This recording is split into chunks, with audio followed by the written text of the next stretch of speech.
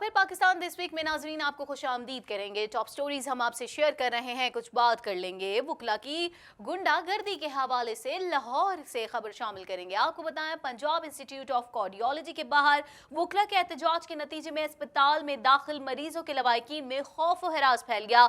मुतादिद वुकला अस्पताल का गेट जबरदस्ती खुलवाकर अस्पताल के अंदर दाखिल हो गए, जहां सीरियस कंडीशन के दिल के मरीज दाखिल हैं। वुकला की इमरजेंसी वार्ड में दाखिल होकर हुल्लड़बाजी सामने आई है। मजीद उन्होंने इस हवाले से क्या किया है, क्या एहतजाज जारी रहे, क्या तोड़फोड़ की है, शीशे तोड़े हैं, अमलाक को नुकसान पहुंचा है, क्या कुछ रहा है, चल के दिखाते हैं इस हवाले से आपको ये रिपोर्ट।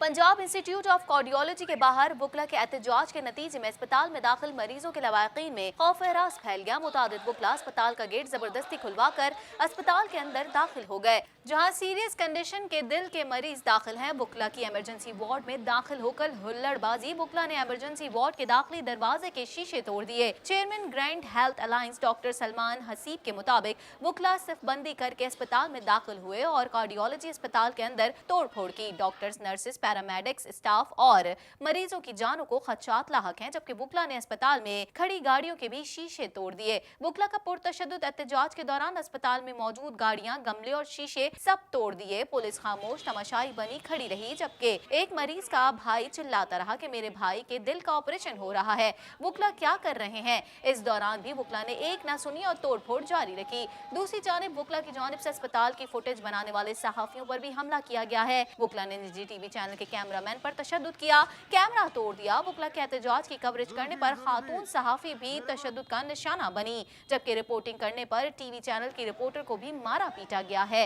वजीर इत्तलात पंजाब फयाजुल हसन चौहान ने कहा है कि मैं वुकला की बेहतरी के लिए यहाँ आया था, मुझे अगवा करने की कोशिश की गई, किसी को गुंडागर्दी की इजाजत नहीं दी जाएगी। मैं अकेला आया हूँ, इन्होंने मुझे मारा पीटा, मुझे अगवा करने की कोशिश की वकीलों ने।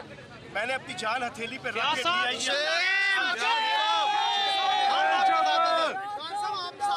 के ये सरदार उस्मान बुज़दार साहब का वजीर अकेला आके उसने अगर अपनी जान हथेली पे रख के किया है और 20 मिनट के अंदर सिंगल गोली चलाए बगैर, सिंगल शल किए बगैर हमने उन्हें डिस्पस किया। उन्होंने बताया कि वजीर आला ने वाक़े का नोटिस ले लिया है। उन्हें और डॉक्टर यास्मीन राशिद को वजीर आला ने मौके पर पहुंचने की हिदायत की है और वो मौके पर पहुंच चुके हैं। उन्होंने कहा तमाम जिम्मेदारान के खिलाफ कार्रवाई की जाएगी। इनके खिलाफ वजीर आला पंजाब सरदार उस्मान बुज़दार साहब ने फौरी तौर पर इंक्वायरी कमेटी बनाई है। राजा बशारत साहब वजीर कानून की क़यादत में इनके खिलाफ तादीबी कार्रवाई होगी, इनके खिलाफ FIR कटेगी, इन्हें गिरफ्तार करके निशाने इबरत बनाएंगे और किसी गिरोह को इजाजत नहीं देंगे कि वो बनाना रियासत इस पाकिस्तान के माशरे को बनाने की कोशिश। और आगे बढ़ेंगे, खेल के मैदान में क्या कुछ हो रहा है, टॉप स्टोरीज भी हम आपसे शामिल करेंगे। खेल के मैदान में क्या कुछ रहा वो हम आपको बताते हैं, तो कुछ बात कर लेते हैं। टेस्ट टीम के कप्तान अजहर अली कहते हैं कि एक सीरीज का नतीजा खराब हो तो टीम में तब्दीलियों की बात शुरू हो जाती है।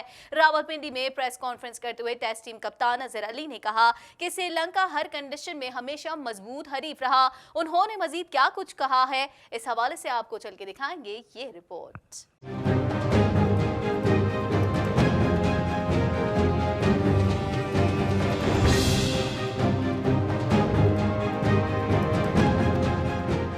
रावलपिंडी में प्रेस कॉन्फ्रेंस करते हुए टेस्ट टीम कप्तान अजहर अली ने कहा कि श्रीलंका हर कंडीशन में हमेशा मजबूत हरीफ रहा है। श्रीलंकन कप्तान का कहना है कि पाकिस्तान के खिलाफ सीरीज के लिए बेहतरीन प्लानिंग की है। टेस्ट टीम के कप्तान अजहर अली कहते हैं कि एक सीरीज का नतीजा खराब हो तो टीम में तब्दीलियों की बात शुरू हो जाती है। रावलपिंडी में प्रेस कॉन्फ्रेंस करते हुए टेस्ट टीम कप्तान अजहर अली ने कहा कि श्रीलंका हर कंडीशन में हमेशा मजबूत हरीफ रहा। उन्होंने कहा कि पिच काफी अच्छी है जो बैटिंग बॉलिंग दोनों के लिए मुफीद होगी। हम पिच और कंडीशंस देखकर 11 प्लेयर्स तय करेंगे। अजहर अली का कहना है कि नसीम शाह वक्त के साथ बेहतर होते जाएंगे। ये पाकिस्तान का बेस्ट बॉलिंग अटैक है। क्रिकेट हमारा फख्र है, जितना जीतेंगे उतना अच्छा है। उन्होंने मजीद कहा कि पाकिस्तान टीम रीबिल्डिंग प्रोसेस से गुजर रही है। मुझसे सवाल होता है कि रीबिल्डिंग तो 1987 से चल रही है। पाकिस्तान टेस्ट टीम के कप्तान का ये भी कहना है कि आप फैसला करें, क्या किसी ने टीम को कभी वक्त दिया है। आई थिंक रीबिल्ड का लफ्ज़ जब भी यूज़ होता है ना तो सारे कहते हैं यार हम कब निकलेंगे इससे, लेकिन एक चीज़ आप देखेंगे कभी पेशेंस रखा है हमने, हम 2 सीरीज थी, ये मैं अभी की बात नहीं कर रहा, हम आप समझेंगे कि कोई बहाना ढूंढ रहा है, एक नया किस्म का कि जी टाइम और मांग रहे हैं। आई थिंक कि कभी भी रीबिल्डिंग प्रोसेस को हमने टाइम ही नहीं दिया। जब भी हम 1 से 2 सीरीज़ हारते हैं, हम फटाफट चेंजेस की बात करते हैं। तो आई थिंक ये मेरे ख्याल में इनमें इतना पोटेंशियल है कि बहुत जल्द सीख जाएंगे, जो भी डिफरेंट कंडीशंस में खेलना जल्दी सीख जाएंगे। ऑब्वियसली कंफर्ट जोन से बाहर निकलना पड़ता है इंटरनेशनल क्रिकेट में, तो आई थिंक जितना ये जल्दी सीखेंगे उतना इनके लिए भी अच्छा है, टीम के लिए भी अच्छा है। लेकिन एक चीज़ ये देखनी चाहिए कि इस वक्त आपके पास बेस्ट पॉसिबल क्या जो है वो अटैक है या कोई भी अवेलेबल चीज़ है।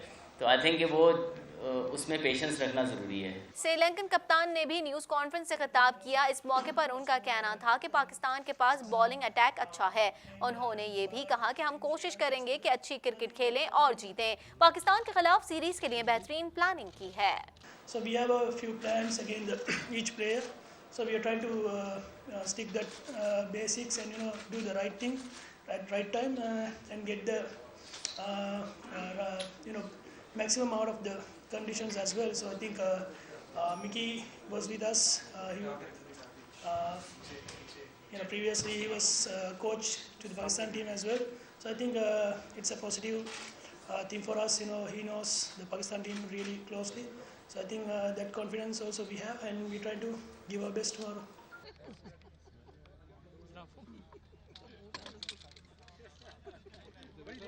कुछ बात करेंगे। FBI ने मुत्तहदा अरब अमारात से पाकिस्तानी अकामा रखने वाले अफराद की मालूमात के तबादले का मुतालबा कर दिया। फेडरल बोर्ड ऑफ रेवेन्यू ने मुत्तहदा अरब अमारात की वजारत खजाना को मरासला इरसाल किया है, जिसमें एक मरतबा फिर इस बात का तकाजा किया गया है कि UAE का अकामा रखने वाले तमाम पाकिस्तानियों के बारे में मालूमात फराहम की जाएं। अकामा रखने वालों ने टैक्स चोरी करके पैसा पाकिस्तान से निकाल कर मुत्तहदा अरब अमारात में रखा हुआ है। इस हवाले से इन्वेस्टिगेशन की जा रही है। मजीद क्या कुछ रहा, चल के देखते हैं ये रिपोर्ट।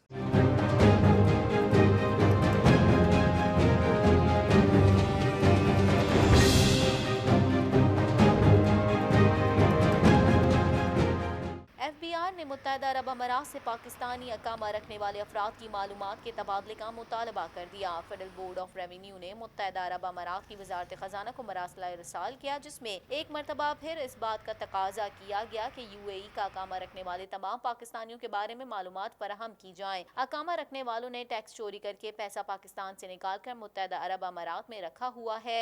उन पाकिस्तानियों ने UAE में भी धोखाधड़ी से दुरुस्त फाइनेंशियल मालूमात को छुपा रखा है। FBI के मरासले में पाकिस्तान और मुत्तहदा अरब अमारात के दरमियान मालूमात के तबादले पर 9 और 10 अक्टूबर 2019 को होने वाले इजलासों का हवाला देकर कहा गया है कि इन इजलासों में इत्तेफाक किया गया था कि दोनों ममालिक इस हवाले से जामे रस्मी जवाब का तबादला करेंगे। ताहम इस हवाले से FBI के लिखे गए पिछले तमाम खतूत का मुत्तहदा अरब अमारात की जानिब से ताहाल कोई जवाब मौसूल नहीं हुआ है। जवाब न मिलने की वजह से मालूमात के तबादले में कोई मौसर पेशरफ्त नहीं हो सकी है। मरासले में मुत्तहदा अरब अमारात की वजारत खजाना से कहा गया है कि अकामा रखने वाले पाकिस्तानियों की मालूमात फराहम की जाए। बसूरत दीगर पाकिस्तान मुत्तहदा अरब अमारात के साथ किए गए दोहरे टैक्सों से बचाव का मुआहदा खत्म करने पर मजबूर होगा।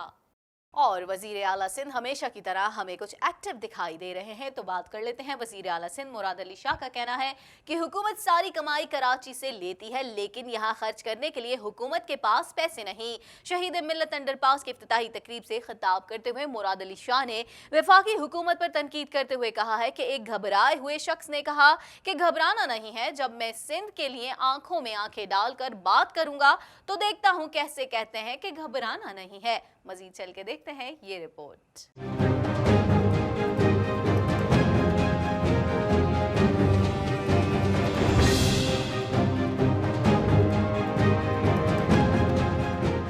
वज़ीर आला सिंध सैयद मुराद अली शाह ने कहा है कि हुकूमत सारी कमाई कराची से लेती है, लेकिन यहाँ खर्च करने के लिए हुकूमत के पास पैसा नहीं। शहीद मिल्लत अंडरपास की इफ्तिताही तकरीब से खिताब करते हुए मुराद अली शाह ने वफाकी हुकूमत पर तनकीद करते हुए कहा कि एक घबराए हुए शख्स ने ये कहा कि घबराना नहीं है, जब मैं सिंध के लिए आंखों में आंखें डालकर बात करूंगा तो देखता हूँ कैसे कहते हैं कि घबराना नहीं। वजीर आला सिंध ने कहा कि पिछले 3 साल में कराची में मेगा स्कीमें मुकम्मल की गई हैं। कराची वालों को चोर कहते हैं और सारी कमाई भी यहाँ से लेते हैं। हम गरीबों के साथ रहते हैं, उनके दुख सुख का पता है, इनको तो टीवी से पता चलता है। एक भी प्रोजेक्ट हुकूमत ने कराची में शुरू नहीं किया। कहते हैं घबराना नहीं, वो मुझसे मिलने से घबरा रहे हैं, मुझे मौका ही नहीं देते कि उनके सामने बात करूं। मुराद अली शाह ने कहा कि मेरा हक है कि सूबे की बात उनकी आंखों में डालकर करूं। नून लीग की हुकूमत ने कराची में कुछ प्रोजेक्ट शुरू किए थे, मौजूदा हुकूमत के लोग सब में फेल हो चुके हैं। सिंध में तरक्याती काम सिंध हुकूमत करा रही है, विफाक से काम नहीं होता तो कोताहियां हम पर डाल देता है।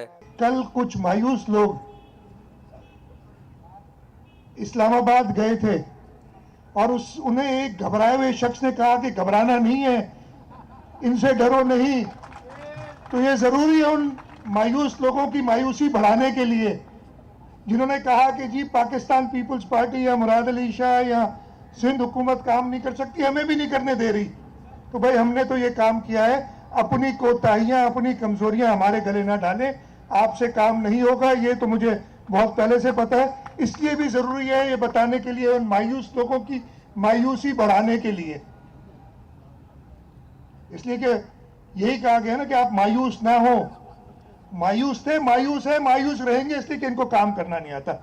दरियासना मुराद अली शाह की तकरीर के दौरान एक नौजवान नौकरी की अर्जी लेकर स्टेज पर पहुंच गया। कहा 5 साल से आपसे मिलने की कोशिश कर रहा हूं। मुराद अली शाह ने कहा कि हम मुलाजमत ऐसे नहीं दे सकते, हुकूमत डायरेक्ट नौकरियां नहीं दे सकती। तमाम नौकरियां इश्तिहारात के जरिए मेरिट पर दी जाती हैं। स्पेशल असिस्टेंट की पोजीशन जो आप मांग रहे हैं वो सियासी पोस्ट है। ख्याल रहे कि पीपी चेयरमैन बिलावल भुट्टो ने कराची में सिग्नल फ्री शाहराहों शहीद मिल्लत रोड अंडरपास का इफ्तिताह करते हुए कहा था कि पंजाब के शेरशाह सूरी से पूछें कि कितना काम किया। सिंध हुकूमत एक दिन में 7 मंसूबों का इफ्तिताह कर रही है। 27 दिसंबर को लियाकत बाग से सेलेक्टर्स और सिलेक्टेड को पैगाम देंगे कि ताकत का सरचश्मा अवाम है। ड्रिग रोड अंडरपास चेयरमैन साहब ने उसका इफ्तिताह किया था, पिछले दौर में ये कंप्लीट हुआ था। मैं सारे आपको बता रहा हूँ। सबमरीन अंडरपास जिसका आज इफ्तिताह हो रहा है यहाँ, तारिक रोड अंडरपास जिसपे इस वक्त हम खड़े हैं, तो इंशाल्लाह जैसे ही चेयरमैन साहब पहली गाड़ी ले जाएंगे इस अंडरपास से और उसके बाद ट्रैफिक के लिए शुरू हो जाएगा। मंजिल पंप फ्लाईओवर, ये मायूसी बढ़ रही है, वो दबते चले जा रहे हैं। जैसे जैसे मैं कह रहा हूँ ये सुन रहे होंगे और पछता रहे होंगे, यार इसका कुछ करो, ये तो काम कर रहा है, ये तो पीपल्स पार्टी के बता रहे काम किए हुए। कुछ बात कर लेते हैं महंगाई, बिजली और गैस की कीमतों के खिलाफ नून लीग की जानिब से मुल्क गिर एहतजाज किया गया। मुख्तलिफ शहरों में प्रेस क्लब के बाहर मुजाहरे किए गए। कराची में भी प्रेस क्लब के बाहर लीगी कारकुनान की जानिब से मुजाहरा किया गया। शुरका ने मुतालबाती बैनर्स उठा रखे हैं जिनमें महंगाई को कंट्रोल करना, हुकूमत की जिम्मेदारी, बिजली सस्ती करो जैसे नारे दर्ज थे। इस मौके पर मुजाहिरीन की जानिब से भरपूर नारेबाजी का सिलसिला भी जारी रहा। मजीद क्या कुछ रहा तो चल के देखते हैं ये रिपोर्ट।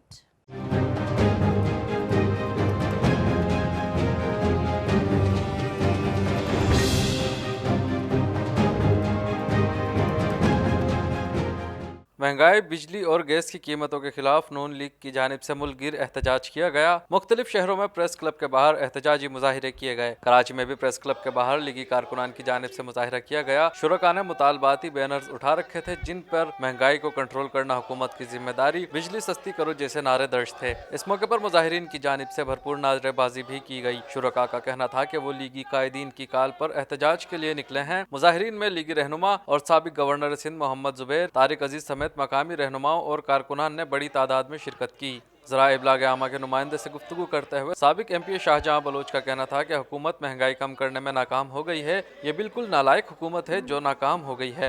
ये आज हमने ये महंगाई के हवाले से एहतजाज किया है। जैसा कि आप जानते हैं इस वक्त महंगाई बिल्कुल हुकूमत के बस से उसको कंट्रोल करना बाहर हो गई है। गरीब आवाम का, सफ़ेद पेश आवाम का, मिडिल क्लास आवाम का जीना दोबर हो गया है। हुकूमत का कोई कंट्रोल नहीं है। एक तरफ वो टैक्सेस, गुंडा टैक्स की सूरत में टैक्सेस ज़बरदस्ती ले रहे हैं, लेकिन रिलीफ नाम की कोई चीज़ आवाम को नहीं दे रहे हैं। मैं समझता हूँ ये एक नालायक हुकूमत है, इसके पास कोई टीम नहीं है। जो भी इसके सरपरस्त हैं उनको चाहिए कि अपनी गलती का एहसास करके अपनी गलती का इजाला करें। ख्वाजा तारिक नज़ीर का कहना था कि जिन्होंने 1 करोड़ नौकरियां और 50 लाख घरों का वादा किया था, उन्होंने लाखों लोगों को बेरोजगार कर दिया है। कि जिन्होंने ये वादा किया था कि 1 करोड़ नौकरियां और 50 लाख घर, तो करोड़ नौकरियां तो नहीं, अलबत्ता 20 से 30 लाख लोगों को बेरोज़गार कर दिया है और गरीब लोगों के घर मस्मार कर दिए हैं। जबकि अपना गैर कानूनी घर जो है उसको जाली सर्टिफिकेट पे रेगुलराइज कराया है और रोज़मर्रा के खाने पीने की अशिया में इतनी महंगाई हो गई है कि गरीब आदमी का चूल्हा जो है वो बुझ गया है, उसके लिए जीना दोभर हो गया है। और अफसोस की बात ये है कि अब भी ये कहते हैं कि घबराना नहीं है। गालबन जिस तरह लोग कहते हैं कि जब तक आपको फट्टे पे ना डाल दिया जाए नहलाने के लिए, तब तक शायद ये जो है हमें घबराना नहीं है। मुस्लिम लीग नून कराची डिवीजन के सदर सलमान खान का कहना था कि आवाम वादों की तकमील के इंतजार में बैठे हैं। लोगों को बेघर कर दिया गया है, सस्ती बिजली पर टैक्स लगाकर बेचा जा रहा है, जो बिल्कुल गलत है। आज हमारा जो एहतजाज है वो महंगाई के खिलाफ है, बिजली के नरखों में इजाफे के खिलाफ है और बेरोजगारी के खिलाफ है। 1.5 साल हो गया है इस हुकूमत को, कई वादे के इंतजार में कई लोग बैठे हुए हैं, कई लोग बेघर हो गए। यहाँ पे कई वादे हुए, कुछ 6 महीने पहले कुछ बिल्डिंग्स इमारत गिरा दी गई। वो लोग आज भी बेचारे सर्दी में बाहर खुले आसमान के नीचे बैठे हैं, लोगों की अपनी नौकरियां गंवा रहे हैं। और साथ साथ जो ये बिजली के ऊपर मैं ख़ास तौर पे इसलिए कहूँगा क्योंकि हमने जो बिजली के कारखाने पाकिस्तान मुस्लिम लीग नवाज़ ने लगाए थे वो सस्ती तरीन बिजली आज भी पैदा कर रहे हैं। उस बिजली के ऊपर टैक्सेस लगा के, गवर्नमेंट के ऊपर उसका प्रॉफिट लगा के उसको महंगा करके आवाम को बेचा जा रहा है, जो कि बहुत गलत है।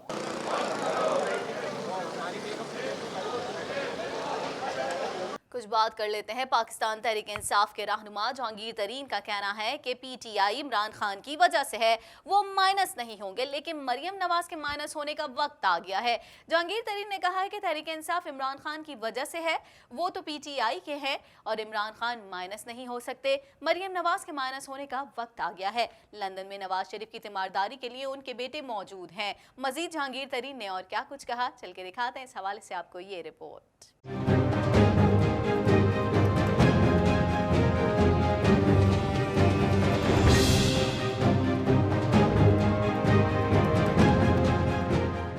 पाकिस्तान तहरीक इंसाफ के रहनुमा जहांगीर तरीन का कहना है कि पीटीआई इमरान खान की वजह से है, वो माइनस नहीं होंगे, लेकिन मरियम नवाज के माइनस होने का वक्त आ गया है। लाहौर में ज़राए इब्लाग आमा के नुमाइंदों से गुफ्तगू करते हुए जहांगीर तरीन ने कहा कि तहरीक इंसाफ इमरान खान की वजह से है, वो हैं तो पीटीआई है, इमरान खान माइनस नहीं हो सकते। मरियम नवाज के माइनस होने का वक्त आ गया है। लंदन में नवाज शरीफ की तीमारदारी के लिए उनके बेटे मौजूद हैं। देखें, मैं तो हैरान हूँ इस बात पे कि उनके पास उनके 2 बेटे हैं, बहुएं होंगी, सब हैं वहाँ पे, मगर तीमारदारी के लिए ख़ास तौर पे मरियम का जाना मुझे तो इसकी समझ नहीं आती। मगर अप्लाई किया उन्होंने, मुल्क से मेरा ख्याल है बाहर निकलना चाहते हैं, भागना चाहते हैं। तो जैसे हमारे किसी दोस्त ने कहा, पहले नवाज शरीफ माइनस हुए हैं, फिर शहबाज शरीफ माइनस हुए हैं, अब मरियम के माइनस होने का टाइम आ गया। जहांगीर तरीन का कहना था कि मईशत में हर दिन के साथ बेहतरी आ रही है। मुल्क का बेड़ा गर्क करने वाले बिलावल भुट्टो जरदारी के वालिद आसिफ जरदारी और नून लीग है।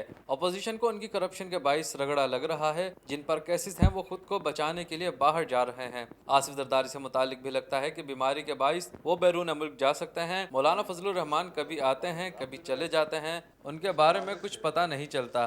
हाँ, कुछ लगता तो है कि उनका भी शुरू है, वो भी ज़रा बीमार ज़्यादा हो रहे हैं। उनके लिए भी ख़ास तौर पे कहा जा रहा है कि सिर्फ अमेरिका और इंग्लैंड में उनका इलाज हो सकता है। तो मेरा ख्याल है पॉसिबिलिटी तो है कि शायद तमाम के तमाम लोग जिनके ऊपर केसेस हैं वो अपने आप को बचाने के लिए मुल्क से फरार होने को। इलेक्शन कमीशन के अरकान की तकर्रुरी के हवाले से जहांगीर तरीन ने कहा कि पार्लियामेंट सुप्रीम है और कानून साजी का इख्तियार रखती है। हमारी और अपोजिशन की आईनी जिम्मेदारी है कि मिलकर बैठें। इत्तेहादियों के तहफ़्फ़ुज़ात के हवाले से पीटीआई रहनुमा का कहना था कि चौधरी बरादरान से मुलाकात हुई है, उनके कोई तहफ़्फ़ुज़ात नहीं, पहले भी अख्तर मेंगल के साथ मिलकर मामलात हल किए हैं।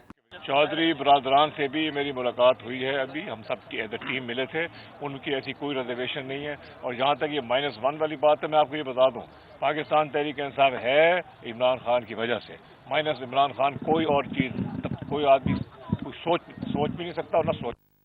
इमरान खान -1 नहीं होंगे।